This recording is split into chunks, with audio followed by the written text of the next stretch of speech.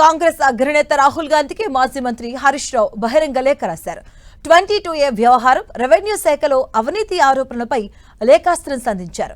మంత్రి పొంగులేటిపై తీవ్రమైన అవినీతి ఆరోపణలు ఉన్నాయని, ఆయన్ని కేబినెట్ నుంచి వెంటనే బర్తరఫ్ చేయాలంటూ హరీష్ రావు డిమాండ్ చేశారు. 22Aను అడ్డు పెట్టుకుని దోపిడీకి పాల్పడుతున్నారని, 22A జాబితాలో ప్రైవేట్ ఆస్తులను చేర్చి వేధిస్తున్నారని ఆరోపించారు.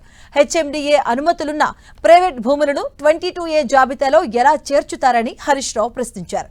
ఓఆర్ఆర్ చుట్టుప్రక్కల భూములపై వివాదాలు సృష్టించుతున్నారని, రెవెన్యూ శాఖలో ప్రైవేటు వ్యక్తుల లాభం కోసం కుంభకోణం జరుగుతుందని హరీష్ రావు ఆరోపించారు. కుంభకోణం జరుగుతున్నా సీఎం రేవంత్ చర్యలు తీసుకోవడం లేదని ఆరోపించిన హరీష్ రావు 22A అంశంపై రాహుల్ గాంధీ వెంటనే జోక్యం చేసుకోవాలంటూ సూచించారు. 22A వ్యవహారంపై విచారణ జరిపించాలని, 22A బాధితులకు న్యాయం జరిగే వరకు పోరాటం ఆగదని హరీష్ రావు అన్నారు.